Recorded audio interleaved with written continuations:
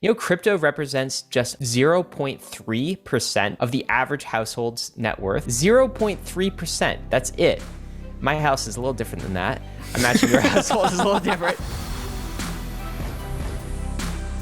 Bankless Nation, happy fourth and final week of May. David, what time is it? Oh, Ryan, it's the Friday Bankless Weekly Roll-Up Time, where we cover the entire week in crypto, which is always an ambitious endeavor, yet we persevere nonetheless as we go into this build market that we are going into. We're going to talk about all the shenanigans that went down in the last 7 days. I like that, man. It's not the bear market, it's the build market, right? And Yeah, that's our right. mantra is build the dip. You're not gonna buy the dip. Well, you should do that too. But first, let's build our way out of this thing. And that's what we're doing. David, it's good to see you back, man. But this is our last recording from your studio apartment in San Diego, right? Yeah, this is going to be the last time you're going to see this background. I'm going to be like kind of figuring it out for the next 3 weeks because my stuff is going to take time to get to Brooklyn. But in 3 weeks' time, there's going to be a nice shiny brick apartment in Brooklyn somewhere. So new background. My background changes. Ryan's never changes. Mine stays the same. And it will be here for the next 5 years of Bankless. I guarantee you.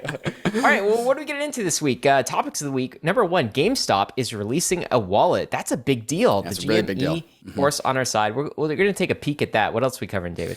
We got Luna relaunching. We got Luna round 2. We unironically now have Luna Classic and new Luna. So that is getting spun up under new management.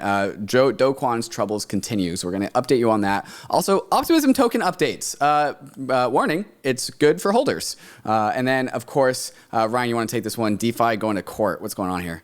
Yeah, DeFi, it's a court case that we covered a while ago. Frivolous lawsuit, someone taking the PoolTogether protocol to court, but the community is fighting back, and now there's a way to mint your protest. I've minted mine. We'll talk about Poolies and what we're trying to do in the DeFi community to get some funds to guard against that frivolous lawsuit. Last thing, David, this feels like a bear market, but that's the thing with crypto. There's always a bull market somewhere. Where's the bull market this week? The ENS numbers right now are absolutely insane. So we got the April and May numbers in from the ENS DAO about all the ENS metrics. So we're going to go and cover all of those because ENS is in a bull market at the moment.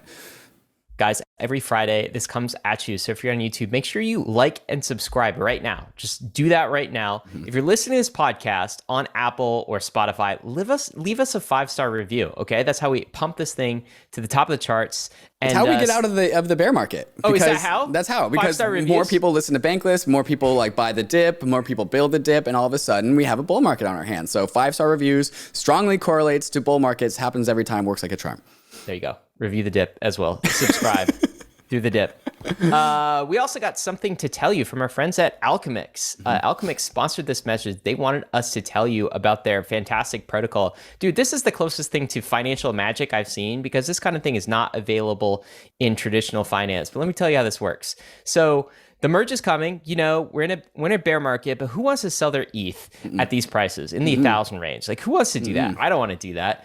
But maybe you need some money. 1,800, not 8,000. 1,800, okay? In the 1,000 merge. range, I said. In thousands range. So here's what you can do with ALCHEMIX. You can take your ETH, you could put it in ALCHEMIX, and you get your future yields paid to you up front. So like a lump sum payment. And you could do whatever you want with the yields. So maybe you need some student loans to pay back, some car loans to pay back. Maybe you just want to treat yourself, go, I don't know. Fancy Pay your vacation. tax bill. Pay your tax bill. Yeah, treat yourself to paying off that tax bill. It's a way you could do just pulling those yields for. After a long while, you eventually get your ETH back. Okay, and we call this the never sell plan. In fact, David, you wrote an article about this like back in the day.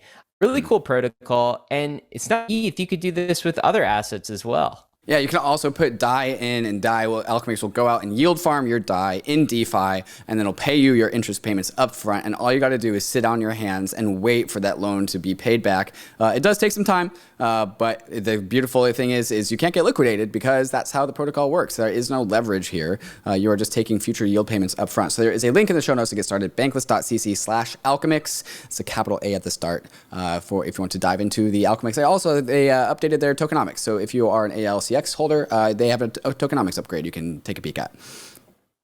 Very cool. All right. Speaking of tokenomics, let's take a look at the Bitcoin token economics. Bitcoin price. What's that telling us, David? I'm going to share my screen here. Bitcoin price It's down. It lost $700 in the last week. We started at $33,000. We are at 29,400-ish. So overall down 2% on the week. That's what a bear market looks like. Just 2%? That's like a good week in the bear market because ETH is down harder, right? What's ETH's down on the bad. 7-day? Yeah, lost 7% in the last 7 days. That's 1% a day for the math whizzes out there. Started at $2,000. We are currently at 1840. Dipping the dipper on this one. So yeah, dippity dip. Yeah. And of course, ETH Bitcoin ratio. That's where we suffered, right? Also down bad. Yeah, down 6%. Yeah, my ETH Bitcoin long position is not feeling good because I opened it right at the top, right over there. Did you really? Not the most recent spike. So yeah, keep going a little bit to the right, like right. I can't really show you on the right here. Yeah, well, it was at 0.7 something. Anyways, you got to stop betting on these ratios, my friend. Yeah. Just go long on the asset you love. Like, do you remember? I'm not going to bring it up. No, I'm going to bring it up. The DeFi ETH ratio. What's that going? Oh God, yeah. Well, I mean, yeah. There's no more DPI left in me on that one. The ratios will kill you in this market, but yeah. So I mean, people are more bullish Bitcoin than they are Ether in this particular week. That's kind of funny going into the merge, but is it sort of a flight to safety? Is everyone freaking out and like, hey, Bitcoin is still the traditional safe asset, so we're going over there? It is, who the hell knows? The ETH ratio is inherently hard to trade on the short time frames. I'm just bullish on the fundamentals flipping in Ether's favor with the merge in August, which is what was said by both Preston Van Leeuwen and Justin Drake on our panel and permissionless. Merge in August time, where all of a sudden Ether gets $30 million a day increased net buy pressure. And so, like, how can you not be bullish? What probability do you give that merge in August? So by the way, it's not just David and I saying this, David and I saying this. This is Preston Van Leeuwen at Permissionless last week, and also Justin Drake saying that it was very likely that the merge would happen in August. I'm paraphrasing a little bit, but all the stars are aligned. Mm-hmm. Also said there was a great deal of incentive for this to happen before block fees increase. What's it called? What am I thinking of, David? Block fee increase. Was Ice Age. Ice Age, yeah. For the difficulty Ice Age bomb. Kicks in. Yeah. Difficulty bomb kicks in. So it feels like it's, you know, I don't know. What percentage would you assign? I'm gonna go with 80% probability that happens in August. What do you think? I was going to say like 90% by the end of September, just to include a couple weeks of lead time. Being said, there needs to be no bugs discovered. So under a condition of no bugs discovered, we are like 90% likely that we're going to be a post-merge Ethereum by the end of September. Agreed. That's going to be a big deal, but it's likely going to happen during a bear market, and we'll see how the market reacts. But how much did we lose on the crypto market cap?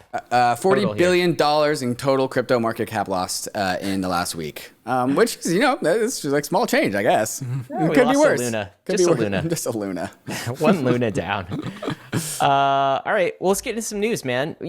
We're going to divide this because it's, bear market season. Let's talk about the bear market news first, then we'll get into the good news, but let's bad news first. So bear market news. This is just general macro markets, but have you seen ARK innovation lately? Remember we had Kathy Wood on the podcast not less than a year ago, and things are pretty good at ARK still. That has completely reversed. Look at these charts, ARK down bad. Very sad. ARK they were up. Let me see. No. 750% since October 2014. Since their inception. That's a lot of percent. Okay. So they were up 750%, and now they're only up 112%, and they're actually underperforming the NASDAQ. By a lot. QQQ is in this chart. By a lot at this point. So if you just had held NASDAQ versus ARK, this point in time, you would have been up more than double. 2x, yeah. Oof. That's pretty brutal. Brutal. What do you think's going on here? Well, I mean, it makes sense if you take everything together, right? Like the whole idea about ARK is that it prices in the future. Kathy Wood is saying like there is so much growth that the market is not pricing in right now. We got growth in crypto and blockchain. We got growth in electric vehicles like battery technology, biotechnology, and people are mispricing how much future growth is coming in the short term. And so ARK is based on the future, which is crazy to think about. Like, oh, investing is about the future? Weird. But that's what the ARK real brand is like so much of typical investing is about just pricing in historical history, like historical patterns. But Cathie Wood is taking the counter trade of generally well accepted investing and pricing in future growth, which just makes sense to me. But also, when the Fed injects a bunch of money into the market, it allows the whole market to price in the future. When interest rates are cheap, you allow people to look into the future and invest and speculate. And so ARK goes up 750%. And then the inflation happens. And then we increase the interest rates to tell people to stop looking for the future and start saving your dollars now. And so then ARK dies and goes down from 750% to 112%. So like this all just makes sense. Other than, You're not saying the future is more pessimistic suddenly overnight. You're just saying like the expectations or the market reaction to that future, right? The liquidity is kind of dried up. And so the cash flow potential of the future just looks much more pessimistic and dim. Right. And this is why we're calling it the build market, right? Same thing applies to crypto. Like crypto's future has never been brighter. Like the amount of building going on right now is insane. Yet prices don't reflect that. Prices are down bad because of monetary policy and the interest rates and all that stuff. So it's not that you're wrong. It's that the Fed doesn't like it. Welcome to the build market. This is the new reality I think we're all embracing. OpenSea, new reality, a 7-day, this is a chart of 7-day average. They're back to December 2021 levels, and I think continuing to drop. So NFT market, pretty bearish here too. Let's switch it up though. There's been some good news here. Okay, here's the one I want to start with. Uniswap just hit $1 trillion in lifetime trading volume, David. I remember not too long ago, 3 years ago, people said, again, Ether was dead. Bitcoin is kind of like the only use case, but it was dying as well. DeFi would never work. Smart contracts would never work. What are they good for? Here comes this upstart Uniswap that's saying, hey, we're creating a different type of exchange. It's not going to be peer-to-peer. It's going to be decentralized. It's going to be peer-to-contract. Okay? Now, here they are. The experiment worked incredibly well. 3 years later, 1 trillion in value. All right. A lot of people said that this would never happen, and now we've hit it. It pays to be contrarian in these bear markets. 10 trillion by the end of 2024, I'd say. Also, in the world of awesome numbers and metrics during our build market, the ENS boom is absolutely insane. So here are the April 2022 ENS stats: 163,000 new .eth registrations. So that's almost a million names registered. All of those fees for registering all those names goes to the ENS DAO. So the ENS DAO collected 2,660 ETH in fees, which is up from the previous all-time high of November 2021, which is 900 ETH more than November 2021. That's basically $8 million going to the DAO. 38,000 new ETH accounts with at least one new ENS name. So this is a proxy for users because new Ethereum wallets buying their first ENS name, 38,000 of those, and then over 40,000 ETH being traded in secondary market sales just on OpenSea. 4,000, I think. 4,000 ETH, yes. And that was April. That wasn't even May, Ryan. That was April. May is now all in, and there is an all-time high for every single ENS metric that Nick Johnson from ENS tracks. There's a link in the show notes, so go look at this. But here are the things to look at.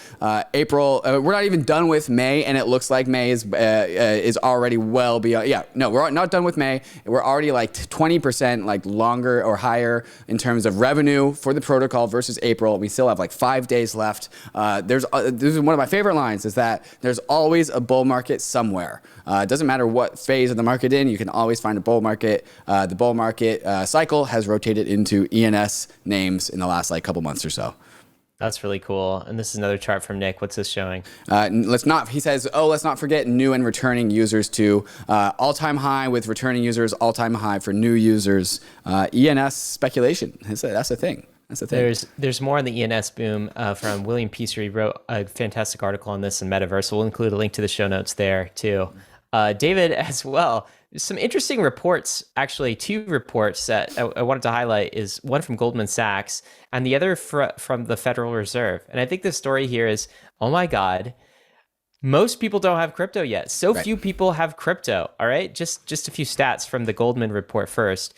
Crypto represents just 0.3% of the average household's net worth. 0.3%. That's it. My house is a little different than that. I imagine your household is a little different, but 0.3%, okay? And this is, if you compare it to the rest of the economy, the total crypto market cap is about 1.3 trillion. American household wealth sits at 150 trillion. Less than a percent. Yeah. Less than a percent of total wealth is held in crypto right now. There's some other interesting stats, like if you sort of compare how many adults hold crypto, last year 12% of all adults in the US held crypto. Yeah, the story here is that there's a lot of people left to buy our bags. Bankless doesn't stop until 90% of all household wealth is crypto denominated, and so we got a lot left to do. The crazy thing is that these are numbers even after like the mania, right? And so we're about to see probably an exodus out of the crypto industry from all the tourists. And while I would say like, gut check me on this, Ryan, but like 20% of people that come in during bull markets stay as long-term settlers. Is that kind of high? 20% stay. 20% stay. Okay. Yeah. I'd say 80% that might be on the high side. That might be high. It might be like 10% really stay, 20% stay kind of interested. Right. They listen to podcasts. Yeah. Mm-hmm. Yeah, occasionally. Some people are like, oh, that's me. Yeah, some people are not listening to this already. Right. And so we still have a bunch of people to leave in the next, like, if we are indeed in a B market. And so like there's so much growth left in crypto. Hashtag early, I guess. Did you say if we are indeed in a B market? We're definitely in a B market, are we not? Ether's still $1,800, man. We're still $400 above the top tick of the last bull cycle. Which means maybe we have more to go. We'll talk about this more, but like there's universal consensus that we are going down like another 50%, and like I'm David still doesn't skeptical. buy it. I don't buy it. I think we could. I definitely think we could. Everyone thinks that. Everyone thinks that. Here's, you know what? Did you know though? This is super interesting. I saw this from Coinmetrics. They put this chart out this week. If you look at kind of the three classes of tokens on Ethereum, right? Just divide it into this: Ether, stablecoins, and other tokens, other ERC20 tokens. All right. The numbers come out like this: stablecoins are about $108 billion. All right. Other tokens, non-stablecoin tokens, are actually less than that, $86 billion. And Ether is $240 billion. So Ether is still the vast majority of value on the Ethereum network. Stablecoins are only $108 billion, but they've already exceeded as a killer app the rest of the ERC20s, which are $86 billion. Do you think that this will stay like this as a proportion? What do you think happens in the future, David? Okay, so Ethereum is meant to be a protocol for other applications. Many of those applications being token related. It seems to be the product market fit of Ethereum. We like tokens.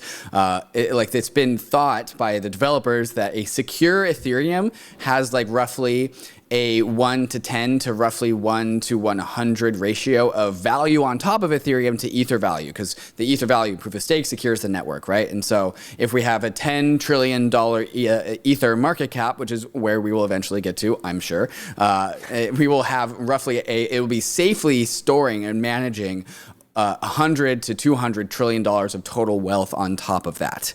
And so that is the balance. Like a strong foundation of $10 trillion of Ether market cap can safely secure $100 to maybe $200 trillion on top of that as well. Also, shout out to just like wealth generation on Ethereum. Like when in the bull case for Ethereum, the long term, what we're here for is like hundreds of trillions of dollars of total wealth creation. And so right now, when we see only something like 20% of the Ethereum of the Ether market cap being secured on top of Ethereum, so much room left for growth. Absolutely. It's another indication that we're early. Guys, we got so much more coming up, including the Gamestop wallet. We're going to peek that open. What else we got, David? Oh my God, we have the Loopring boys are going to be really happy about the Gamestop wallet. So shout out to those guys. Luna 2.0, no Algo-Stablecoin this time. So what is it? And also loyalty coin season. We're going to talk about that a little bit. Bear market prices, but bull market building. We will be right back after we talk to some of these fantastic sponsors that make the show possible. The era of proof of stake is upon us, and Lido is bringing proof of stake to everyone. Lido is a decentralized staking protocol that allows users to stake their proof of stake assets using Lido's distributed network of nodes. Don't choose between staking your assets or using them as collateral in DeFi. With Lido, you can have both. Using Lido, you can stake any amount of your ETH to the Lido validating network and receive ST-ETH in return. ST-ETH can be traded, used as collateral for lending and borrowing, or leveraged on your favorite DeFi protocols. All this without giving up your ETH to centralized staking services or exchanges. Lido now supports Terra, Solana, Kusama, and Polygon staking. Whatever your preferred proof of stake asset is, Lido is here to take away the complexities of staking while enabling you to get liquidity on your stake. If you want to stake your ETH, Terra, Sol, or Matic and get liquidity on your stake, go to lido.fi to get started. That's lido.fi to get started. The Layer 2 era is upon us. Ethereum's Layer 2 ecosystem is growing every day, and we need bridges to be fast and efficient in order to live a Layer 2 life. Across is the fastest, cheapest, and most secure cross-chain bridge. With Across, you don't have to worry about the long wait times or high fees to get your assets to the chain of your choice. Assets are bridged and available for use almost instantaneously. Across bridges are powered by UMA's optimistic oracle to securely transfer tokens from Layer 2 back to Ethereum. A token proposal is being deliberated as we speak in the Across forum, where community members will decide on the token distribution. You can have your part of Across's story by joining the Discord and becoming a co-founder and helping to design the fair launch of Across. If you want to bridge your assets quickly and securely, go to across.to to bridge your assets between Ethereum, Optimism, Arbitrum, or Boba networks. If you're trying to grow and preserve your crypto wealth, optimizing your taxes is just as lucrative as trying to find the next hidden gem. Alto IRA can help you invest in crypto in tax-advantaged ways to help you preserve your hard-earned money. Also, Crypto IRA lets you invest in more than 150 coins and tokens with all the same tax advantages of an IRA. They make it easy to fund your alternative IRA or Crypto IRA via your 401k or by contributing directly from your bank account. There is no setup or account fees, and it's all you need to do to invest in crypto tax-free. Let me repeat that again. You can invest in crypto tax-free. Diversify like the pros and trade without tax headaches. Open an Alto Crypto IRA to invest in crypto tax-free. Just go to altoira.com/bankless. That's ALTOIRA.com/bankless and start investing in crypto today. And we're back. It's GameStop season. The GameStop wallet is here. You can go and download the GameStop wallet. It looks like a MetaMask extension. I believe it's also on mobile, wallet.gamestop.com. It's a layer 2 wallet, and Ryan has got it built into his browser already. So, I mean, if you know what MetaMask is, you kind of are going to be familiar with it, but it's built on the Loopring layer 2. And so the Loopring bros are super happy about that. And so shout out to all of them. The alpha for what this thing actually is. I was trying to go around the blog posts for like, all right, who's released? Like Loopring didn't release very much information. GameStop didn't release very much information. You know where the alpha is, Ryan? You know where I found it?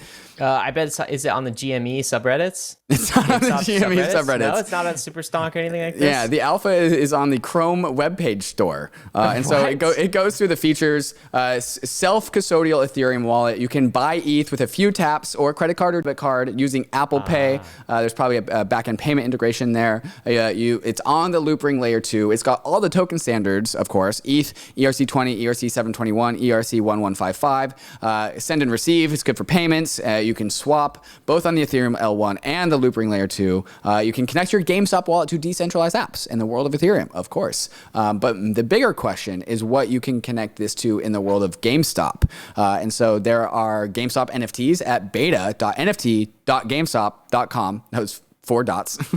And you can check it out there. So GameStop, going from a brick and mortar business to a Web3 NFT store. I can't believe it. I'm super impressed by this. Actually, like the meme became reality and they're actually getting into crypto in a meaningful way. I mean, this is like a MetaMask level. It looks good. Wallet. It looks great. Fantastic. There's a place for your coins. There's a place for your NFTs. There's a place to swap. Just like MetaMask. In fact, the user interface in some ways is kind of nicer. Yeah. I mean, obviously I haven't used this very much yet, but it's supporting layer 2 out of the box, which is Loopring right now, but they're going to be incorporating other layer 2s as well. That's impressive. Completely self-custodial. I mean, these guys are on it.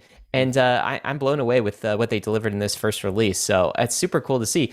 David, I thought we had wallet week this week because remember we talked, it was like Robinhood and Coinbase releasing a wallet and Ledger releasing a wallet. And now here's GameStop entering. Just in the past 7 days, all of these wallets have come to fruition, at least like, I don't know, 14 days now. I don't know what the time span is, but it's 2 weeks.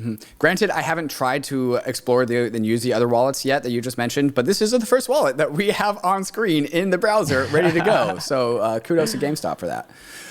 Oh boy, from the ashes. Ryan, what's going on? Yeah, okay. So it looks like Luna is rising from the ashes, I think. So a Luna 2.0 sort of thing. Here's a thread that explains it. Terra 2.0, I guess I should say. So Luna is the token. Terra is the chain. Of course, there's going to be a new Luna as well. And basically what they're doing is relaunching this blockchain network as a layer 1.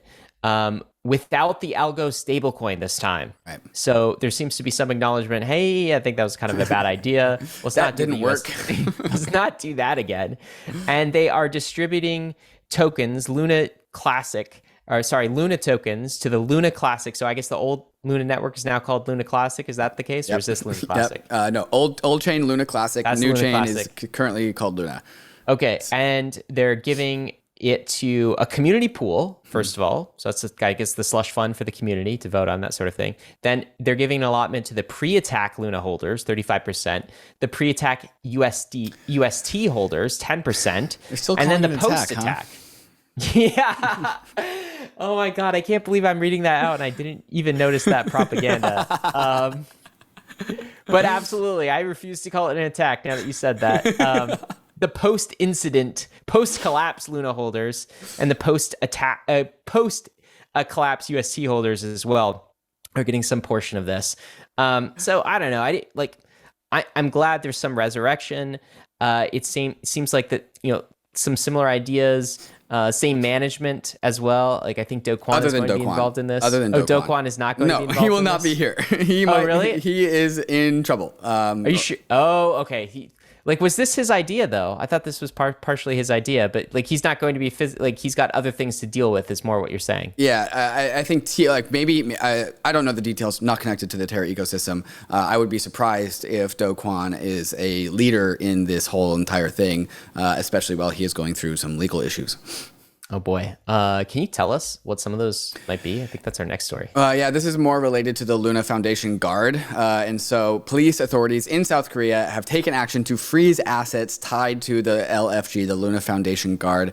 The Seoul. So how do you pronounce the capital of South Korea? I've actually never... Seoul. Seoul? Yeah. Oh, okay. Seoul Metropolitan Police Agency. Korea's got Seoul. Yeah. It's like Ethereum's got Seoul. Absolutely. The police of Seoul has asked multiple changes to block Luna Foundation guards from withdrawing any corporate funds. And so there is rumors of embezzlement, TBD on that, but that is one of the reasons why the police have said that they have the authority to do this.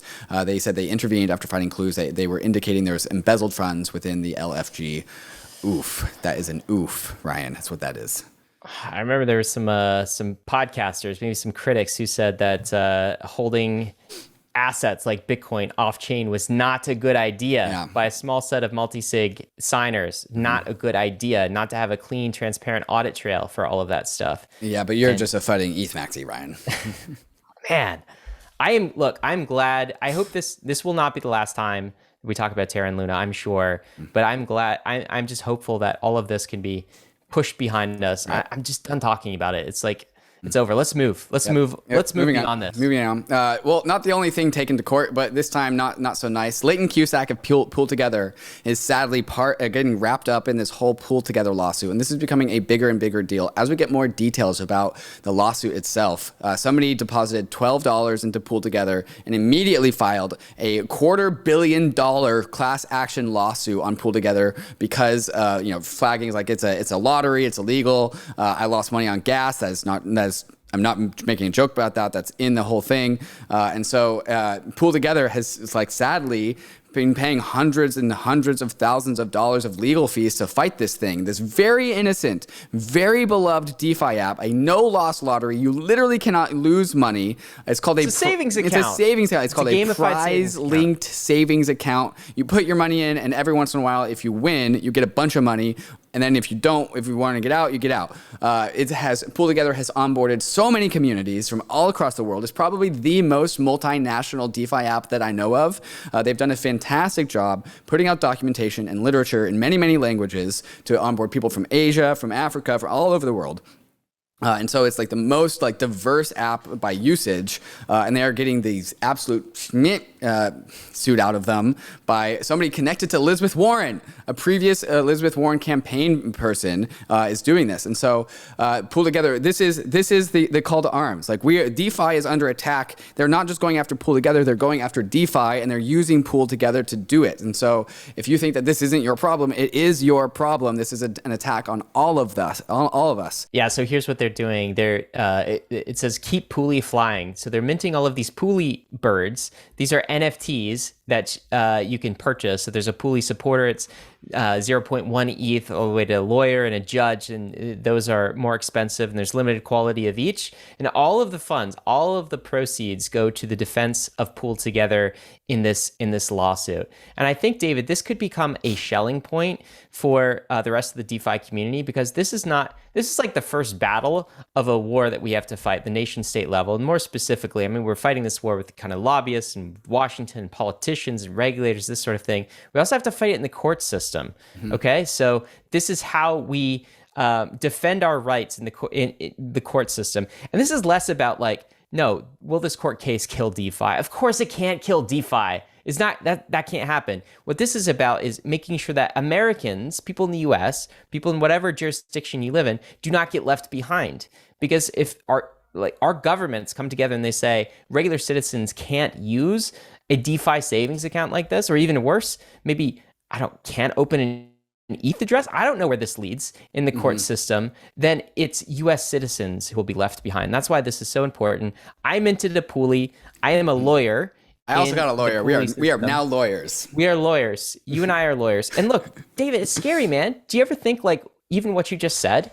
I mean, you could be sued. Bankless could be sued for what you just said. I mean, we've talked about PoolTogether in the very early days. No. Before that, just talking about PoolTogether. Oh yeah. We've posted articles about PoolTogether. Tactics about newsletter. How to engage with a prize-linked savings account. So, and I remember writing about PoolTogether back in my POV crypto days, all the way back in like 2019 or something. And as a result of that, people took their money and put it in PoolTogether. Some made money, and no one has lost money. And we might be sued for like stating that you can do this. Totally. David, I wouldn't be surprised if we were at some point. Some frivolous lawsuits coming out. So the community's got to rise up. We've got to protect people that are going bankless, protect our DeFi protocols, fight this out in the court system. So American citizens don't get left behind. That's what this is about. DeFi will be fine. Let's make sure America doesn't miss the boat here. Okay, so what you got to do, you got to go mint your Pooly, mint.pooltogether.com, link in the show notes. There are 3 different tiers that you can mint: 0.1 ETH for the little guy, 1 ETH for a lawyer, and 75 ETH for a judge if you want to be a real Chad. The bull case for this, the financial bull case for this, is that with this in your wallet, you are signaling that you are somebody who cares about DeFi and you are a good community member. And so with this NFT in your wallet, you get to signal to the world that you care about DeFi and that you are a good Ethereum wallet to have this NFT in it. And so this are you implying that this could have financial upside? Yeah, this add it to an airdrop list, a list of good people who care about DeFi. And I remember just like, and this is the story of airdrops, right? Like things I did in like 2017 ultimately got me an airdrop in like 2022. And so you don't know when it's going to come, but you want to be on the list. You want to put your name on the list. So that is the financial bull case for minting a Pooly. Yeah, do it for the right reasons. Yeah, or do it for the wrong reasons. Yeah, that's whatever. It's regen crypto. Like we can turn bad incentives into good ones. This is a good thing to fight for. Listen, crypto, beautiful. What do we got next, David? Optimism token. Okay, so Optimism cracking down on airdrop farmers, removing 17,000 addresses that have been verifiable to have been farming the crap out of the airdrop. This is also a very similar strategy from Hot Protocol. These 2 airdrops which have come out in the last like month or so, I've been calling the new meta for airdrops. It is an arms race between farmers and airdrop senders. So we're trying to find all the farmers and nix them because they're not the community. They're toxic. They just farm and dump the tokens. token. And so having this like strategy, the optimism strategy was to create 6 different criteria that you can get the airdrop for. And then if you had multiples of those criteria, you had a multiplier. And so that was a community surgically discovering the community strategy. And then Hop protocol strategy was you could go and do like Etherscan, like NARC on farmers. And if you could find the Hop protocol farmers, you could report them and you could receive 25% of the tokens that they would have received. Wow, that's mitigating smart. Token distribution that way. So smart. And so this is the new meta for airdrops. So Ryan, for the listeners out there who are like, damn, but I want to farm the airdrop, what do you think that they need to do? Like, I think they should be a real human instead. Yeah. And just use the protocol the way a real human would use it and stop trying to game the system. And instead of trying to game the system and go for the short-term rewards here, just think about crypto as just a long-term, multi-year, multi-decade journey. Put your student cap on, go learn how to use the protocol, treat it like a homework assignment, find every single corner about the protocol, put real money in, and then you will probably be getting an airdrop. To other things related to like size of money and time of money, so those are all concerns as well. Anyways, that's David, your alpha for the week. There's more alpha here, which is I love alpha. loyalty coins season. That may be starting. We've talked about loyalty coins in the past a little bit, but maybe you could give the TLDR on what a loyalty coin is. And we're seeing actually 2 examples of it in play this week. One at Coindesk, the DESK token, and the other is Revolut, which is with Revcoin, Revolut, a major fintech platform as well. So give us the TLDR. What is a loyalty coin, and what's happening this week that people should pay attention to? Well, people should be familiar with like loyalty points, right? And now it's just loyalty points, but as tokens. And so like airline, there was a big like movement in 2017 to like during the ICO mania to tokenize airline miles, which I thought was hilarious. Actually wasn't the worst idea of the ICO mania, but there's this concept that is universal. It's a primitive, I'd say, where if you put and engage your economic activity through a particular like host, like your credit cards or your airlines, they just give you back rewards. And it's basically like yield farming, right? Like if you buy a flight, you get some points, and the points get you to buy more flights, right? It's like a form of yield farming. This is a primitive. One of the great marketing strategies is just to pay people to use your stuff. And so Coindesk has launched the Desk token and is a part of the experience of Consensus 2022 for the people who are going to Consensus 2022. You can earn Desk throughout the festival by engaging in Consensus stuff. So you can also redeem it for swag, food, drinks, NFTs, and more. It's basically like the internal currency of Consensus and overall the Coindesk ecosystem. This is nothing new, but there's now like a verifiable place where you can spend all your points for swag and food and stuff. So it counts as money, I guess. And this is not the Coindesk, which is a very large company. It's a big deal that they're doing this. Revolut, even bigger company, even bigger deal though, they're also doing this. So they're doing Revcoin. Yeah, and Revcoin is kind of what you were just saying, David, is this from the article. Revcoin will function in a similar way to air miles programs where users earn rewards based on how often they use the service. It definitely won't be a stable coin, says the founder. The goal is to make loyalty tradable. I love how he says it definitely won't be a stable coin right after the collapse of Terra USD. Right? It's like, no, we're not that, guys. It's also like, hey, price can go up, by the way. That's the other read between the lines. Well, that's the thing. That's what he said. The goal is to make loyalty tradable. So the problem with airline miles and hotel points, and I don't know if David, if like in my younger years, I used to try to like open a bunch of cards and like game the system and get them maximize my loyalty programs from the Switch. Credit card farming. Yeah, it was credit card farming. Yeah, yeah, exactly, man. Similar thing I do today, I guess. Now that I think about it. Anyway, it was way less profitable then, and part of the reason why is because you couldn't transfer the tokens or trade them. Like, what is the value of an airline miles? I mean, whatever American Airlines says it is. Plus, they're highly inflationary. They're kind of a shit coin. Highly inflationary. They're terrible. And so the ability to actually have a market price and allow these things to escape in the open finance economy and the DeFi economy, that's what's special here. That's what's cool. I think we'll see all sorts of, there's no real regulatory pain points here in the way there is with like securities and that sort of thing, right? Loyalty coin is sort of a different thing. We have some precedent for that in the real world. So I think that's all a good thing. And if you listen to that, you have a summary. Yeah, if you listen to that and you're like, "Ooh, I'm bullish." Here's the bear case. There's this one of my favorite episodes of Always Sunny in Philadelphia where they mint Patty Bucks. Patty is the name of their pub, and they give out Patty Bucks to incentivize people to come into their bar. And then people come into their bar and they buy beer with the Patty Bucks. And then at the end of the day, they're like, "Okay, now we don't have any beer because we sold it all, and all we have is Patty Bucks." And so they're like, okay, well, what do we do? It's like, oh, well, we go give the Patty Bucks back out so they can come and drink our beer. And they're like, wait, when do we get the money though? Where's the dollars come in? And then they never quite figure that out. It's like But DeFi figures that out because they could just swap the Patty Bucks on Uniswap, right? There's gonna be a market for that. So you have your Patty Bucks at the end of the day. That's what we're talking about. Coindesk lets them like take their desk token to Uniswap and sell it for ETH. I don't know how it works, David. It's an experiment. Okay.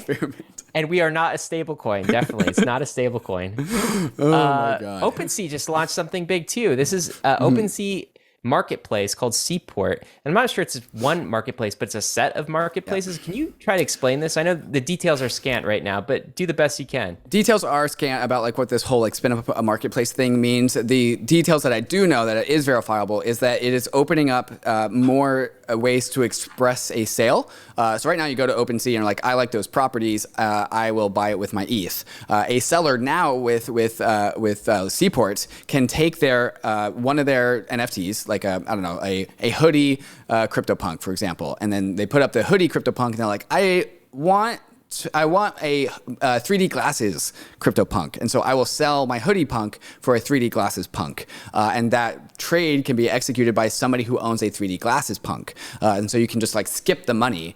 Apparently, the theme here is we're skipping back to the barter. We're going back to the barter system. Wait, right? I thought we were speedrunning finance. Now it sounds like we're going the wrong. We're going in all directions, back Ryan. To barter. This seems to be like the theme of the show is the part where we skip the money. But yeah, so like you can, I mean, think about it inside of a video game, right? Where like you have like your axe and you like want to trade it for some guy's sword or something, or just like you have one. It would make more sense in like 3 axes for one sword. Yeah, stuff like that. Yeah, and so it's just like expressing more abilities to trade stuff. So useful tool. That's cool. What's not cool? Yeah, here's what's not cool. Seth Green. Yeah, he has a TV show, and he is because he owns TBD on that one. Because he owns a Bored Ape, he can use the property, the IP of that, to make a TV show. So he's made a TV show. He's invested money into this, but he sadly lost his ape, as many apes do, to a phishing attack. So he no longer has the commercial rights to the NFT, and therefore cannot run the show. Wait, is that for real? That is for real, Ryan. He no longer has ownership over the IP because he lost his ape to a phishing attack. His entire show got hacked. Yes, the entire show. The entire show. So this is like really bullish for CCO, I'd say, Creative Commons Open, which are things like NounSDAO is this, MFers are this. There's a bunch of CCO type NFTs where like anyone can use anything, and so like imagine if you have like a Star Wars level franchise around your NFT that has embedded IP and it gets hacked, right? And so like you have to have that thing in the deepest cold storage of all time in case somebody steals the IP. Wow, isn't self-custody fun? Yeah, right. Right. So bullish CCO, I think, is the TLDR. Sorry, Seth Green, you lost your ape. Look, I also think like bullish smart contract wallets, social recovery, better security. Like people are learning the hard way this cycle. And it's funny, it's not just like the crypto OGs losing their Bitcoin. It's like people who are in the NFT space and just didn't take the time to go all the way back down the rabbit hole to figure out how to secure their stuff before they're diving into this. On a separate note, would you watch an NFT TV show, Ryan? Only if my NFTs were in it, sir. I mean, to be honest, I don't know. It has to be good content. Right. I can't I guess it's all content. I don't want to watch it. Yeah, with somebody else's bag. Right. Why do I watch a show of somebody else's apes unless I'm part of the ape community? Right. So there'll be at least 10,000 watchers of that show. I mean, I don't think that's a very high number for a TV show. I think you need more. I think you need more. It has to be good content. We'll see. I'll suspend judgment until we see it. David, just some quick things. You know, Cami Russo met the Pope? She met the Pope and she gave him her book. So the Pope now owns an Ethereum book. Bullish, I guess. I think so. Well, a couple weeks ago, when we say the Vatican was doing NFTs, I think the Pope ETH pilled. I forgot about that. Nice job, Cammy. Yeah. Oh yeah, we got crypto missionaries going out and recruiting popes to our religion. Wow. All right, that's a deep cut. I don't know how many people you offended with that, but we'll keep going. SBF, Sam Bankman-Fried, just says he could spend as much as $1 billion in the 2024 election. $1 billion. Yeah. So SBF, his brand is all about philanthropy, right? Like, I'm going to give back all of my net worth. I'm going to give it all away. I'm just going to make a bunch of money just to give it away. Has he given away $1 billion yet? I don't know. I don't know how much he's got. I haven't been tracking that. But this is not philanthropy. This is not philanthropy. This is political clout. Yes, this is like lobbying. Help! I will steer the ship with $1 billion. There's a. How do you feel about this? I mean, it's probably good for the industry. It's definitely good for the industry. It also is really good just to say, like, yo, politicians, there's this people giving out billions of dollars to other politicians. And so we know the world of politics responds to money. It's probably good. Yes. It's not awesome that this is how it works, though, that this is how the existing system It doesn't make me feel good.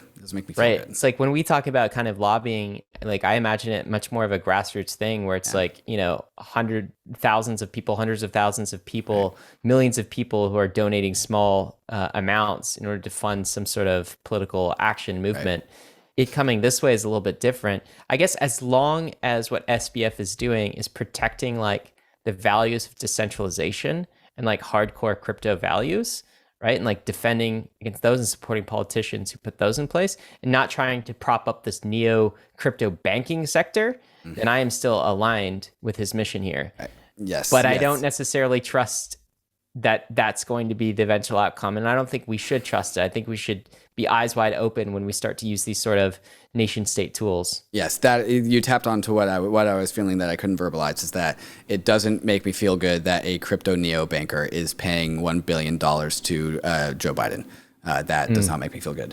Not necessarily just Joe Biden, right? I bet I think it is Joe Biden, actually. Oh, is it really? I think so. Wow. Okay. Wow. He's also saying he could spend $1 billion. So he actually hasn't spent this yet. Okay. Well, he could spend $10 billion. He could spend I could spend $10 billion, right?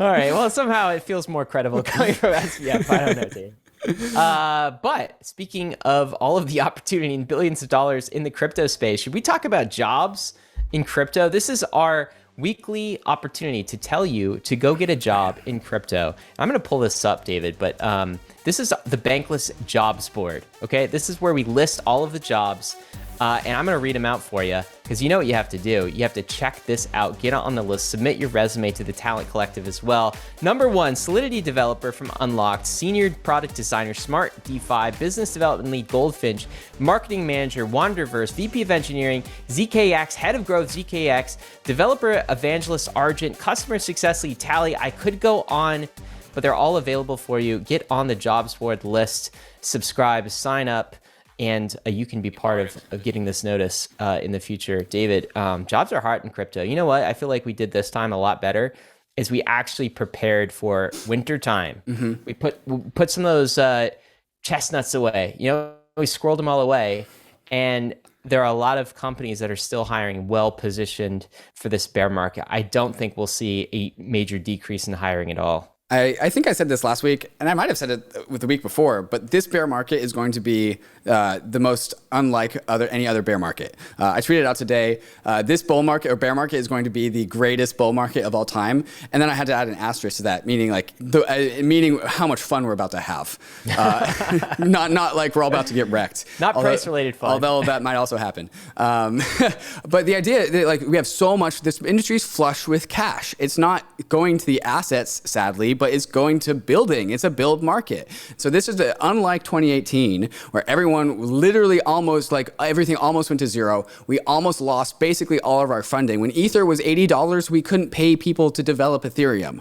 And so that was bad. We almost ground to a halt. That is not what's happening right now. Totally it's the complete inverse. We have every single company is flush with cash. Everyone's hiring. Bankless is hiring. We're hiring like crazy. It's kind of scary. and like every single company has the money to spend to pay a lot of people. And so everyone is going to make so much wealth in this bear market, Ryan, because like that's where wealth is created. And so many things are going to get built, so many salaries about to get paid, so many people are going to get a job, because like hiring is probably at all-time highs right now, I'd say. It's insane. Like, it's so fun. I'm having a great time. I think there is going to be some belt tightening, but like true. I mean, we'll get into it when we get into the raises. I mean, massive raises this week announced as well. But before we do, David, Tracer has just released something cool. You want to tell us about this? Yeah, okay. So I'm going to run through the 5 things out of Tracer DAO's Perpetuals V2.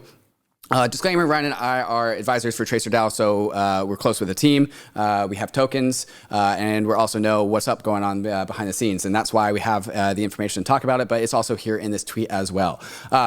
Tracer DAO perpetual pools, it's like leverage long short positions, kind of like DYDX, but tokenized into a token. It's on Balancer on ARBITRUM right now, so you can go like 3x long Bitcoin, 3x short Bitcoin, et cetera, et cetera. The idea is that you can plug in any sort of price feed into Tracer DAO, and you can produce a perpetual pool on that thing. So like, any other crypto asset, but then you can also do like housing markets or like oil or water or whatever. Anyways. Going from V1 to V2. First thing, no minimums. There's no more minimums on getting into a position. You can enter or exit at any size. Love it. Feature number 2, more stable value transfers. So in V1, when Bitcoin were to go up by 5% in a single hour, the actual value transfer in a 3x market was 13.6%, not 15%. This makes the whole thing more efficient and better. Which leads into feature number 3, which is long-term tokens. That thing is called volatility decay. Previously, tokens would have eventually go to 0 over time, but that has largely been fixed. These tokens are now suited for long-term holding. Perfectly timed, Ryan, for a 3x position to go into the merge, if you dare take that leverage position.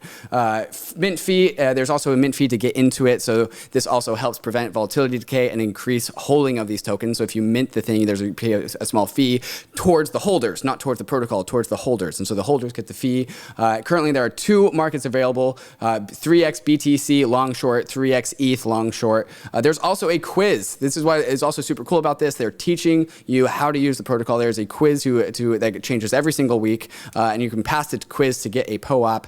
Same deal with the whole like PoolTogether NFT thing. Holding these POAPs that prove you did something in a product community are useful things to do. So there is my shill of the week. It's a really cool product. I'm really bullish on it. There's a link in the show notes. Cool. This is also pretty neat. Sense Finance, they just released a few products. And what's cool about this is, we've compared, David, sort of Ether being bonded to like the yield curve, like treasuries, for instance. In the traditional markets, there's this yield curve, right? Yep. So you get to look at T-bills, and you get to look at on the 1 year, and like the 10 year, and even the 20 and 30 year, or the 1 month, right? This is called the yield curve, or the risk-free rate, if you will, the risk-free rate of money. When you hear terms like this, well, this is what Sense is coming up with. They're coming up with a risk-free rate for ETH, and they're coming out with an ETH yield curve. So what's cool is they're creating a 2-month, a 6-month, a 1 year, and a 5 year yield curve for Ether, the asset. So that means like Ether as a bond. There's a market for a maturity of that bond in 2 months. There's a maturity in 6 months, maturity in 1 year, and 5 years. And so through this, they can create a yield curve. We can actually see what the risk-free rate for Ether is in the Ethereum economy. So this is kind of wonkish stuff to geek out to you, but I think the risk-free rate for Ether within the Ethereum economy is going to represent sort of the cost of capital, right? Because like it's going to be like a really important number for. It's the new interest rate, because like, why would you invest in any token, in any DeFi project, really in anything in the Ethereum economy, unless you could actually exceed the opportunity cost of staking something in Ether for 2 months or 1 year or 5 years, for instance. So I'm just psyched and like kind of geeking out that we're starting to construct these yield curves in crypto. I have like so much to say about this, and I'm like, oh, this is the weekly roll up. I can't rant, but I'm going to. So there's 2 things. It's not called the internet bond for nothing. This is the financialization of Ether, the asset, in its proof of stake form. This is the internet bond market. This is the new, like Ryan The cost of capital is what the Fed does when it controls money, the price of money. And right now, the Fed's like, okay, we need to make the cost of capital go up. The cool thing about the Ethereum interest rate is it's dynamic. It's set by the market. And so yields go up when less people stake, because then Ethereum is asking more for more security, so it's incentivizing you more. Yields go down when a lot of people stake. But also what's not very often discussed, Ryan, is that when the economy is hot, when there's a hot economy, which is generally associated with high inflation rates and low cost of capital, when the economy heats up, what happens to gas prices? They go up. What happens to the staking fees when gas prices are hot? They go up, increasing the stake rate, increasing the cost of capital, naturally putting a dampening effect on the heat of the Ethereum economy. Exactly. How crazy is that? And so it's like, no, we just got rid of 12 jobs, the board members of the Federal Reserve. Like, we got it, guys. Like, ours is better. We need to honestly do an entire episode around this. Yeah. Like, once the yield curve kind of matures, like you can even see here, this is super fascinating. So a ETH bond with a 6-month maturity is about 7.1, right? So it's higher. With a 1-month maturity, it's 4. Okay. And it goes, so 1 month, it's down at 4, 6-month maturity, it's 7. So, picture kind of the slope of the line here. 1 year, it drops down to 6.69. And then 5 years, it's 5.6. Interesting slope here. From a time perspective, and it does chart the cost of capital. And if you want to speculate on, like, I think the Ethereum economy is going to grow hotter, or I think it's going to grow colder, you can express that. And so if you think interest rates are going to go up, you can speculate that, or not interest rates, yield rates, ETH yield rates are going to go up because the future of Ethereum is going to be a hotter economy. This allows you to express that. Super cool. The financialization of ETH is like in like day 1 of like 365 days. Like, there's so much left to do. It's a build market. Yeah. Well, do you remember when when staking came aboard and hey, this is the world's first internet bond. That's what we're really launching here. Now we're starting to see this emerge. Right. David, let's go through some raises real quick. All right. So A16Z, biggest crypto fund ever. What bear market is kind of what they're saying here. $4.5 billion. And this is their 4th crypto fund. We actually had Mark Andreessen and Chris Dixon on the podcast. We're releasing the full episode Monday. If you're a premium subscriber, you can go access that now on the Bankless premium feed. Fantastic, hot episode. And David, what did Chris say he's going to spend all this on? The $4.5 billion. Do you recall exactly? Oh, a bunch of companies, a bunch of startups building really cool stuff in the crypto space. Is that the right answer? I think that's a good answer. It's crypto stuff, like protocols, these stable coins, whole bunch in jobs. Like, this is why crypto is hiring. Also, there's another. So if you're worried about job security in the bear market, just take note that there is $4.5 billion coming into this industry. That's very true. They also backed Flowcarbon, which this is Adam Neumann. Do you know Adam Neumann from the WeWork guy? Do you know much about him? I know the story. Yeah, I watched the documentary. All right, well, why don't you tell the story then? I didn't watch the documentary or anything. I don't know much about this guy. Okay, so Adam Neumann, he is basically like a Theranos type thing where he just like turned Theranos, yes, thank you. He turned like WeWork into like this cult trade where like so many people kept on pouring money into this thing. He's a really good salesman. He had this like crazy vision, and he was basically adding just like this visionary element on top of what was essentially just like renting cubicle space. He was like, we're going to change consciousness, we're going to change society, we have such ambitious projects. And then at the end of the day, when the fundamentals came, because they wanted to go public, the public took a look at their documents and be like, these fundamentals are like the worst fundamentals of all time. Like, what the hell is going on here? What do we buy? And then they stopped having to go private. It was a big scandal. Anyways, Adam Neumann is now backing Flowcarbon, a $70 million raise for Flowcarbon. He's not part of the team, so like the controversial nature of Adam Neumann is not relevant to what Flowcarbon is building, but it's just like an interesting story. Also, ACC's there. This is a startup. He's co-founded it. David, so he's definitely. Oh, just kidding! Oopsies. Yeah. No, he's the co-founder of the thing. This is like his. So it's backed by A16Z and a whole bunch of others. General Catalyst, Samsung Next, a whole bunch of others. But this is his like, I'm going to be a CEO again and co-founder. Okay. But why don't we suspend doubt on who this individual is for a minute? Yes. Flowcarbon, this is like a tokenized carbon sort of platform, right? So this is sort of a public goods refi type angle. Oh, that's cool. Oh, I like that. Oh, what could maybe go wrong? this is Adam Newman's like great rebrands. Like, all right, he's gonna make a comeback. Maybe we'll have to see. I do think it's kind of cool. I guess like what could go wrong, even if it is a big Ponzi scheme. We clean up the world a little bit. There are worse Ponzi's out there. Like, a Ponzi scheme that makes people money, doesn't collapse, and also cleans up the world is what Kevin Owocki would call a good thing. Ooh, it's that middle part that's hard. Doesn't collapse. That's the part. That's the hard part. We got to learn more about it, to be fair. But that is the news that it was Adam Newman this week and A16Z founded. StarkWare, they just announced a Series D at an $8 billion valuation. What bear market? All right. What bear market? $8 billion, dude. That's insane. Only a bear market in the bags that we hold. That's what's going on. It hits public markets faster than privates. These private valuations will take a few months to catch up, I think. This is true. But Standard Crypto, this is another crypto fund. They just raised a casual $500 million as well. So the private equity keeps chugging, man. It's only public markets that are suffering. Won't one public fund care about the crypto prices? Can you just buy the crypto so that it stops going down? At some point, some of them should. I don't know if that's in their charter, but it's a little lopsided right now.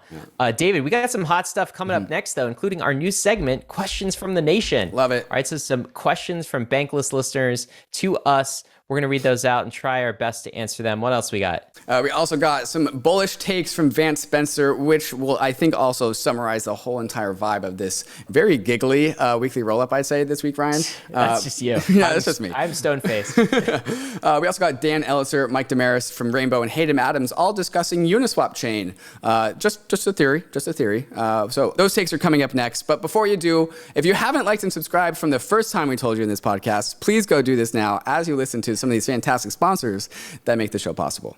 Aave is the leading decentralized liquidity protocol, and now Aave V3 is here. Aave V3 has powerful new features to enable you to get the most out of DeFi, including isolation mode, which allows for many more markets to be launched with more exotic collateral types, and also efficiency mode, which allows for higher loan-to-value ratios, and of course, portals, allowing users to port their Aave position across all of the networks that Aave operates on, like Polygon, Phantom, Avalanche, Arbitrum, Optimism, and Harmony. The beautiful thing about Aave is that it's completely open source, decentralized, and governed by its community, enabling a truly bankless future for us all. To get your first crypto collateralized loan, get started at aave.com. That's AAVE.com. And also check out the Aave protocol governance forums to see what more than 100,000 DAO members are all raving about at governance.aave.com.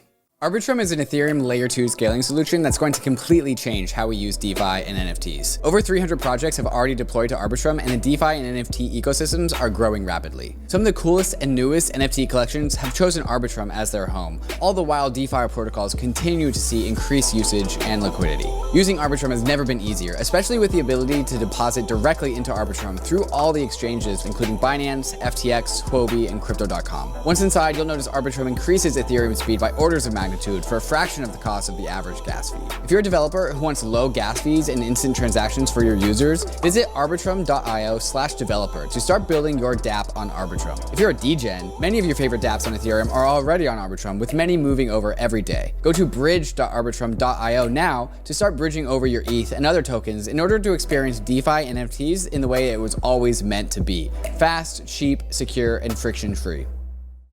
Living a bankless life requires taking control over your own private keys. And that's why so many in the Bankless Nation already have their Ledger hardware wallet. And brand new to the Ledger lineup of hardware wallets is the Ledger Nano S Plus, a huge upgrade to the world's most popular hardware wallet. With more memory and a larger screen, the Nano S Plus makes it easy to navigate and verify your transactions. And the paired Ledger Live desktop app gives you increased transparency as to what is about to happen with your NFT. What you see is what you sign. The Nano S Plus gives you the smoothest possible user experience while you're doing all of your crypto things. So go to the Ledger website to check out the features of the new Ledger Nano S Plus and join the waitlist to get yours. And don't forget about the Crypto Life card, also powered by Ledger. The CL card is a crypto debit card that hooks right into the Ledger Live app, right next to all the DeFi apps and services that you're already used to doing, like swapping tokens and staking. So if you don't have a Ledger hardware wallet, go to ledger.com, grab a Ledger, and take control over your crypto. All right, guys, we are back with the questions of the week. And just as a reminder, if you want to get in the next roll-up, you got to ask your question on Twitter. I think we got 65 of them this time around, David, but Wow. this is the one we picked. It's got a lot of likes. Now I'll read you the question. Maybe you can give your shot at answering first.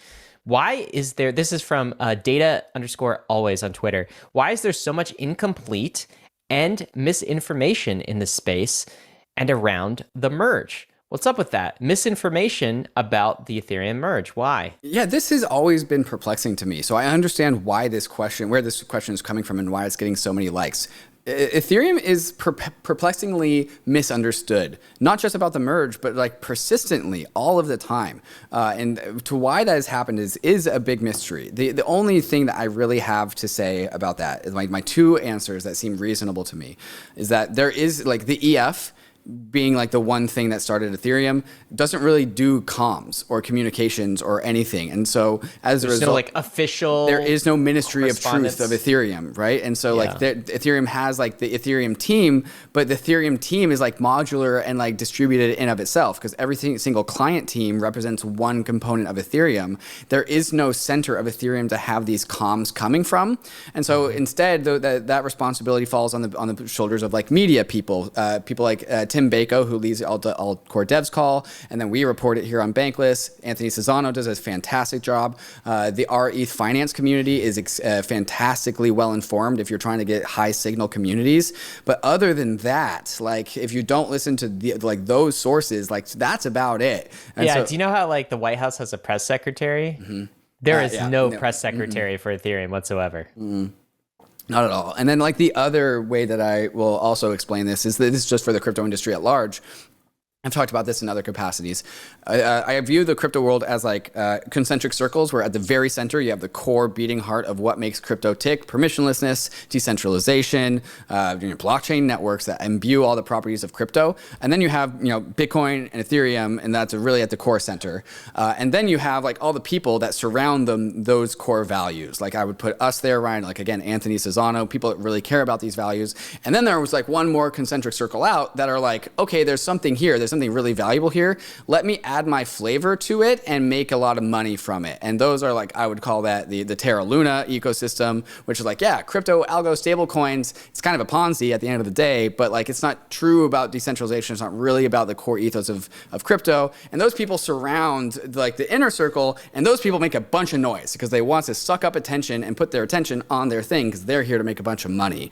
And so like, there's this like crust of like grifters around like the core beating heart of crypto that is like taking the value out of crypto and like redirecting people away from the center to go to like the grifter side of the crypto community. And then they like, they just make a lot of money over there. And that's my explanation. Yeah, I think that's a good explanation. I think high level, that's probably what I would say too. The only thing I'd add is like, it probably depends on what specific piece of incomplete or misinformation you're talking about. Right. And you could probably take that piece of information and put it in one of the camps, like one of the categories. So for instance, one thing that's often said is like, the merge will reduce gas fees. Like, right. No, it won't. Technically, 10%, actually. It's a 10% scale increase. That's not what people mean. Yes. Maybe that's where it comes from. I just did it. So, right? And they'll be like, well, and so, where does that come from? It's probably just some wishful thinking, people just not understanding. There being no official communicate. Like it's probably that. Right. It might also be like post-merge. We get people think it's Ethereum 2.0, and previously Ethereum 2.0 used to have sharding, and that would have reduced gas fees. So there's miscommunication there. Exactly. And then like the incomplete thing. Why can't we just get a date on the merge? Right. Why not? And I think that's nothing malicious. It's not like a community like fudding. That's just like we're coming to consensus on what the date actually is, and we don't know, and there's no spokesperson for Ethereum. But then you get something else like the merge will never happen, right? Or like will always remain proof of stake, and like some of these things are proof of work. Some of these things are more malicious, right? It's like just completely uninformed and verging on like Ethereum will never ship, nothing ever happens. Vitalik mans all the master nodes, this sort of thing. And so it's this confluence of reasons, and you almost have to go through the specific piece of misinformation and throw it in one of these buckets. But sum total, I think you're right. Yeah, and this is why I call the crypto world, like navigating the crypto world is navigating the dark forest, right? Like you can't trust every bit of information that comes to you. You need to learn how to do your own research and verify for yourself, which is a fantastic skill to have. There is no like 9-year schooling for crypto. You got to figure it out. And that's why like the crypto culture is so strong, Ryan, because like that's what separates us from society. Like the crypto Twitter, the crypto culture, the crypto communities that all like we can speak crypto, we know the words, we know the terminology. We've made it through the other side of the dark forest, right? And so we have that shared story of like, yes, we all went through the gamut. We all went through the dark forest. We figured out how to reason about it. We know what's right and what's wrong, and communities that agree with what's right, like gang up together. And so that's also why we're so different from society, right? Like we have this big handshake with each other. It's like we all made it through the dark forest of learning how to navigate crypto.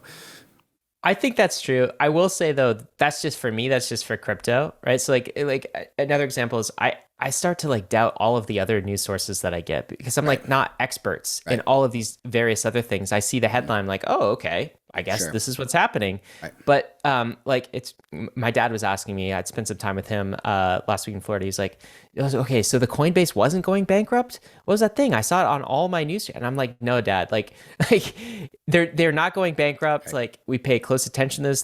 These are all the reasons why. This is why it was misreported. And it just calls into question all of the other headlines that I'm not an expert in with all of these various eras, whether it's science or technology. It's like, what kind of stuff are we actually being fed? Like the one thing I'm knowledgeable about, and we could see how it's completely farcical, nonsensical misinformation, but like how many other things do I just take at surface value? Like it's, man, information is a very difficult thing, and good information is a very difficult thing to like parse through and figure out in this day and age. Yeah, and I really actually love this discussion. The crypto gives you an insane vantage point to view the whole rest of the world. Like we understand global relations. Because of just how our blockchains span all borders. We understand economics because our prices respond to global economic forces. So we have to understand that. But also we have internal economics into the blockchain network. We got to understand computer science. You have to understand like sociology and like tribalism. And once you make it through the dark forest, I feel like post learning about crypto and getting to the other side and being informed about crypto, I feel like I know at least a little bit of almost anything about the world. Oh, dude, this is 21st century life skills. Yes. I 100% guarantee it's like, this is university. This is like way better than, I mean, don't drop out of school, kids. Like get your degree, but like also totally do it. Get a job in crypto. Get a job in crypto. All right, that was only the first question. The second question. What are 3 things / ideas that Ryan and David strongly disagree or clash on? 3 things is a lot. There was one time where Ryan and I got into a debate about how gas fees are come to be. Like, how does the value of a gas fee come to be? Like, where does that like not how it's calculated, but just like what is the price of a gas fee, and does it depend on what was that debate actually? It was like it was a debate. So I think you were saying basically that ETH price and gas fees are kind of one in the same market. Yes, very close. And I was saying they're not the same market. They're separate markets. They're correlated at some stages, but they are completely separate. Right. Like block space demand. Yes. And it was a really geeky conversation and kind of a debate. I feel like we realized at the end of that thing that we should have been recording it because a lot of people have this question. Right. And like I'm almost tempted to rehash it because I've come to the conclusion, David, that I'm still right about that. Okay, so just to drill it down, like podcast. I was saying that when ETH price goes up 10 times, gas prices will also go up 10 times. Like if you hold gas the same, like 10 gwei at $100 versus 10 gwei at $1,000, gas fees goes up by roughly a factor of 10x. Yes, these markets are correlated. Ones float off of each other, but like when everyone who's holding ETH is the person paying the gas fee, like I would love to hear like somebody make a tweet thread about this to answer this question in more depth. Actually, if you guys would like to hear David and I debate this, if David still feels very strongly about that, maybe we'll record a one-off podcast. And, the funny thing is, it's of all things to debate about, it's the one that just like does not matter. Is there anything? I'm trying to think of anything else like major. We have different stylistic choices on the podcast. Yeah, for sure. So there's that, but like that also like works out with like it's a tug. It's yin and yang. Yeah, it's a tug of war. Yeah, I use like gas and brakes, right? Like a little brakes. Sometimes you're more gas, and you're like, we should buy with everything at this moment. And I'm just like, well, are you sure? Are you sure about that? And the beauty is sometimes you're right, and sometimes I'm right, and like on balance, we're often more correct. Yeah, and either way, we have fun along the way. But I wouldn't say that strongly disagree on. I think it's the gas thing that we only really strongly disagree on. The Lost podcast will probably never happen. David, let's get to some takes, man. So this is a really hot take. I like this. Could you read it out for us? Yeah, Yuga Labs is valued at a higher valuation than what Disney paid for the entire Star Wars IP. That's a lot of growth embedded into the Bored Ape ecosystem. When you put it that way. Does that mean that anyone who is like holding an ape and holding ApeCoin and all of that stuff is like saying that at some point in time the Bored Apes IP will become equivalent to Star Wars? I think that's what you mean.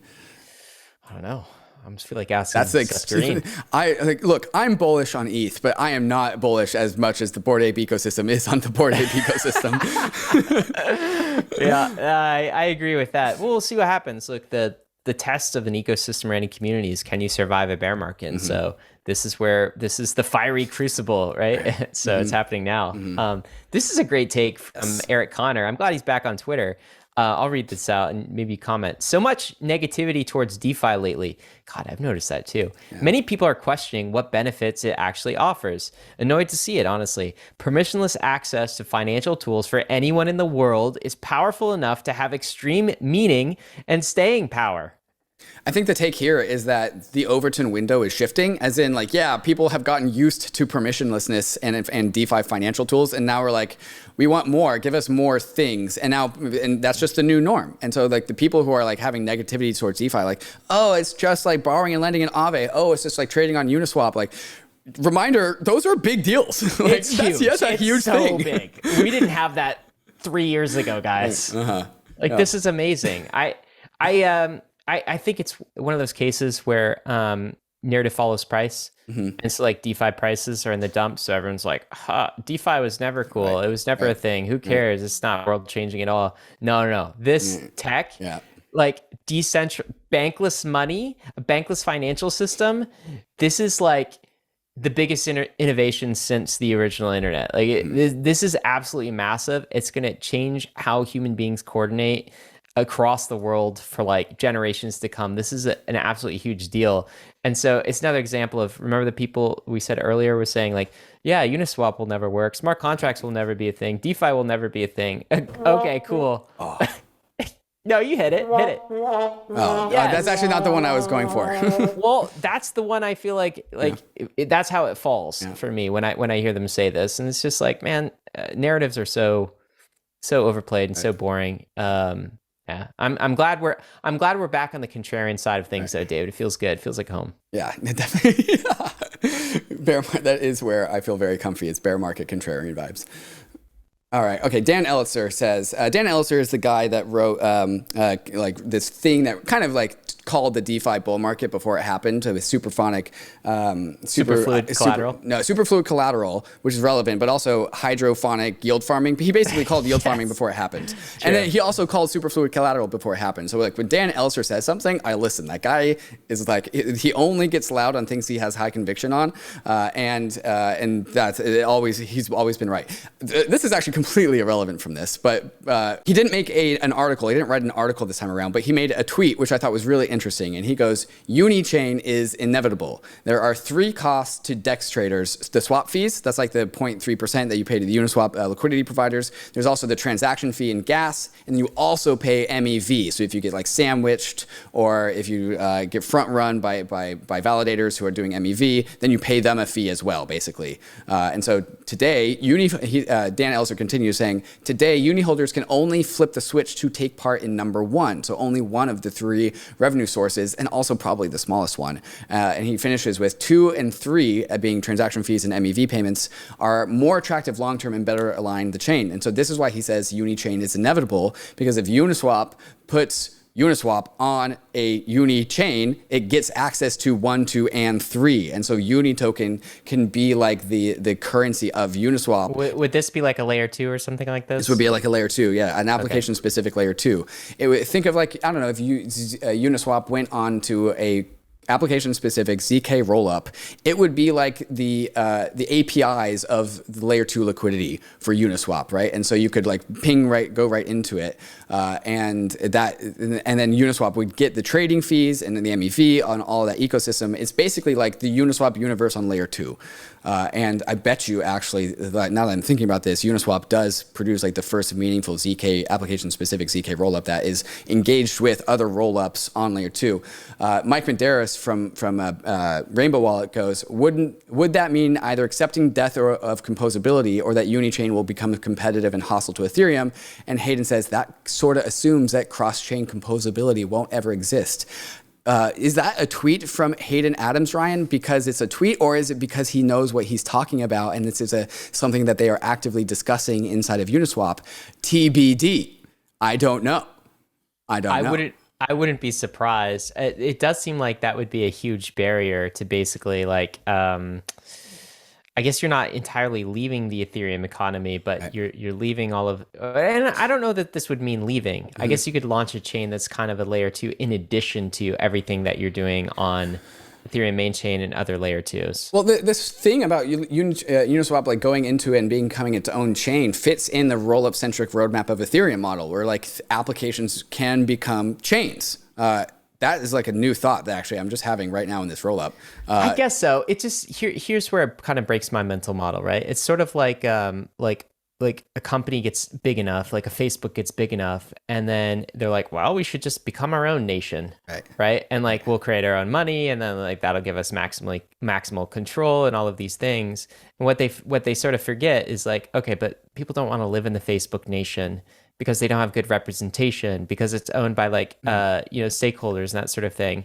It kind of breaks my brain a little bit. I guess this is like Uniswap saying, this would be like them saying, hey, we want to be a state in the union of the like. That's actually not how I see it. That's not how I see it. Okay, so I see it as optimistic rollups becoming that. Optimistic as like generalized rollups. Optimistic rollups are like flat land. There's a lot of real estate there. They have their own internal gas fee markets. They have their space to build your thing because it's generalized. With an application specific ZK rollup, it doesn't operate like land.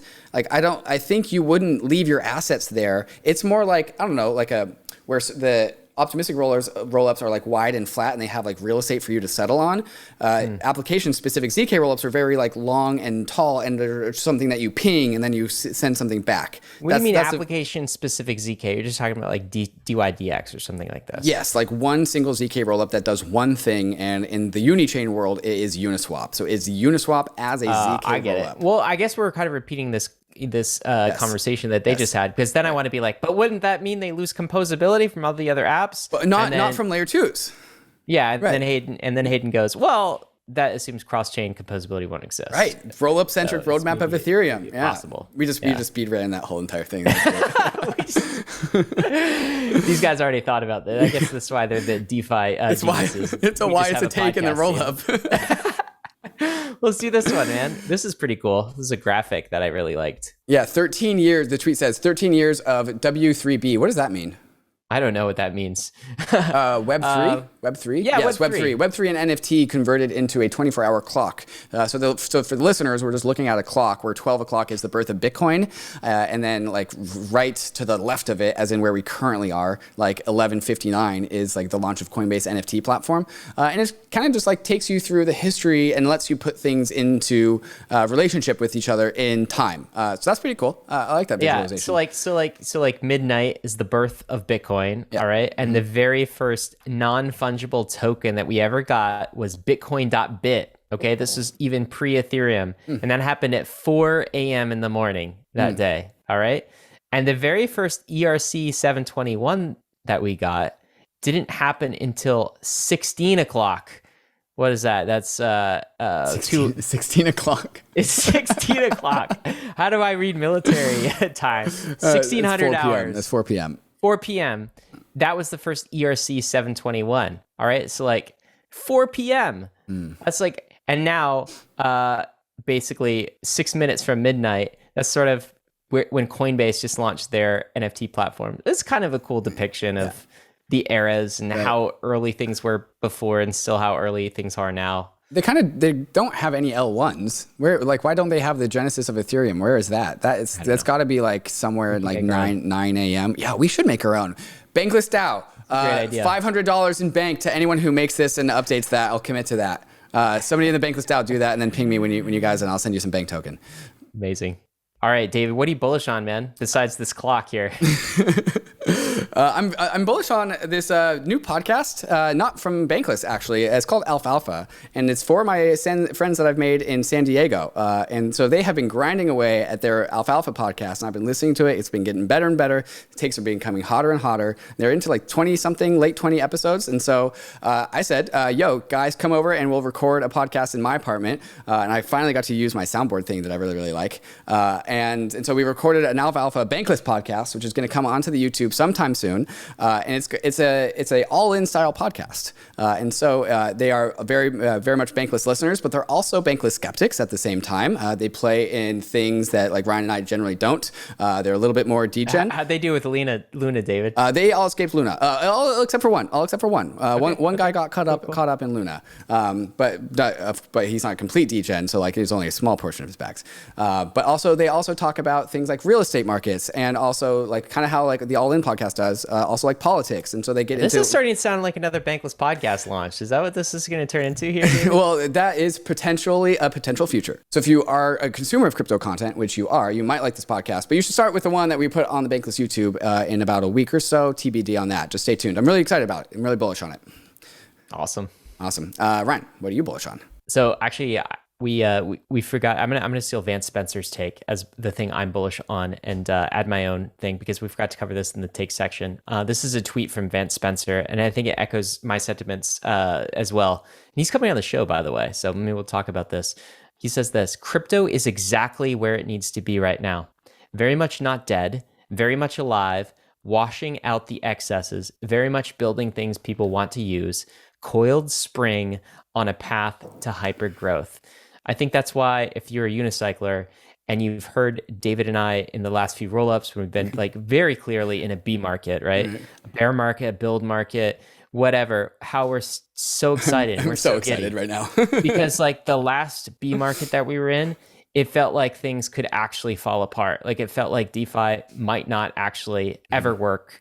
Ethereum, the project, might not ever scale. We would never find product market fit. And the whole Bitcoin experiment was maybe, or the whole the whole crypto experiment was maybe Bitcoin if we're lucky, and that would take years to recover. All right, this is a very different feeling entering this bear market. And I couldn't say it better than Vance Spencer just says it right here. Coiled spring on a path to hyper growth. We are washing out the excesses. We are building things people want to use. The hardest part of the whole thing in a new product, in anything, the birth of the internet, the birth of Google, the birth of any of these transformational Uber, is product market fit. Once you have product market fit, there's gonna be cycles. Now it's just a matter of scaling. We have product market fit. Now we're just scaling. So I've never entered a bear market with more confidence. And you know what that leads me to is the thing I am bullish on is I feel like this is the last time this is gonna happen. All right, Ether in the 1,000 range, right? Ether, look, I'm going to say it, Dave. I know Dave disagrees on this. Ether could dip into triple digit territory once again. We could go below 1,000. I'm not saying it will. I'm not saying that'll happen, okay? I'm saying if it does happen, back the truck up, all right? Not financial advice, all right? Some other kind of advice for you. Maybe life advice for you. I don't know. I'm just saying this is the last opportunity that we'll ever have. It's this bear market. And I'm thankful, honestly, I'm thankful that a whole bunch of listeners who got in the first cycle of the last 2 years, a whole bunch of people who got into crypto, now they can prove their mettle and they'll have an opportunity that previous generations have had, right? It feels more fair that way. I'm glad we didn't just zoom all the way up to 10K and then pass that and like, see you later, everybody else. Right. You have another opportunity here.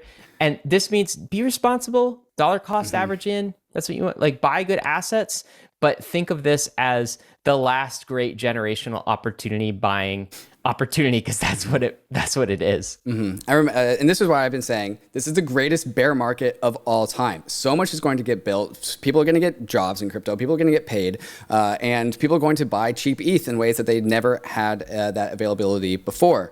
I remember after my first bear market or going into my first bear market in 2018, it was like, oh, okay, that was a cycle where it's not the future. I'm wrecked now, and so I had like, I'm not going to put out numbers, but I had an amount of ETH that I had, and I was like, by the time the next bull market comes around, I'm going to have 10 times the amount, and that was like a lot of money for me at the time. And I made that was actually cutting it short. I made more than 10 times the target that I had going through the bear market. And so think bigger dreams going into the bear market. Think about what you want to get done, and just grind for that and work hard, because when you grind in the bear market, you turn into flowers. You grow flowers in the bull market. And so this is why we're so excited. Like, this is such an awesome time to be in the crypto space when so much gets built and there's such little noise. One of the reasons why bull markets always end is because it becomes a meme, right? It turns into a self-reflexive loop, as in like, oh, there's these things that people are just throwing money into, and they're doing that because other people are throwing money into them. Therefore, I will produce this thing that they will throw money into. And the more that like self-reflects on itself and like turns into a loop over and over again, like, how can I make the thing that people put the most money in the fastest? That is literally the opposite of long-term time horizons. And so now that is fully dead, we have products that are going to be built for things that people's like, oh, maybe in 5, like, I'm going to build a thing that people are going to put money into, hold it there for 5 to 10 years and keep it there. And that is called, Ryan, fundamentals. And that is why this is a build market. Absolutely. David and I are bullish on the bear market. That's the end of things. You were talking about memes, David. Here's the meme of the week here. Oh, you God. And I, this popped out. Dude, I think the Bankless HQ Twitter captioned this. I saw some great captions. I saw some embarrassing ones, but what are we looking at here? It's us doing, I think, the weekly roll-up, or it was recording the intro to Vlad with Robin Hood, and you're talking into the camera, and I'm just looking at you, and for some reason, I'm biting my lip, dude, and I don't know why. And the caption is you. Makes me feel uncomfortable. Yeah, the caption is that you are ETH and I am layer 2. There you go. Yeah, I see it, and I hope this becomes a meme of the ages, guys. This has been the weekly roll up. It's fun to do one in person. We are back to our regular schedule where we are a coast away. You're going to be on the East Coast next time, David. No, I'm going to be in Seattle for a little bit because, again, my stuff has to get there. I have no idea where David is. I'm going to be floating around in the world for the next 2 weeks. I do know, though, none of this, of course, has been financial advice. Risks and disclaimers. Bitcoin, ETH is risky. It's very volatile. You could lose what you put in. But we're headed west. This is the frontier. It's not for everyone, but we're glad you're with us on the Bankless journey. Thanks a lot. And if you are watching on the YouTube, stick around to watch the moment of Zen. Here we go.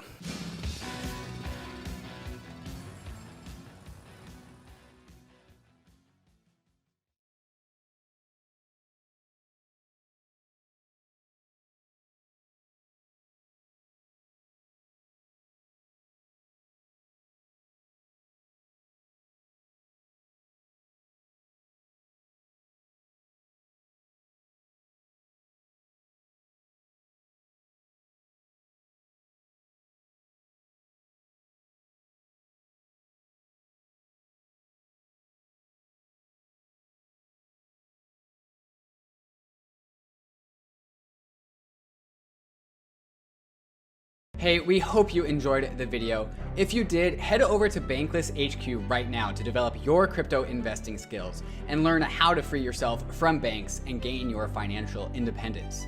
We recommend joining our daily newsletter, podcast, and community as a Bankless Premium subscriber to get the most out of your Bankless experience. You'll get access to our market analysis, our alpha leaks, and exclusive content, and even the Bankless token for airdrops, raffles, and unlocks. If you're interested in crypto, the Bankless community is where you want to be. Click the link in the description to become a Bankless Premium subscriber today. Also, don't forget to subscribe to the channel for in-depth interviews with industry leaders, Ask Me Anythings, and weekly roll-ups where we summarize the week in crypto and other fantastic content.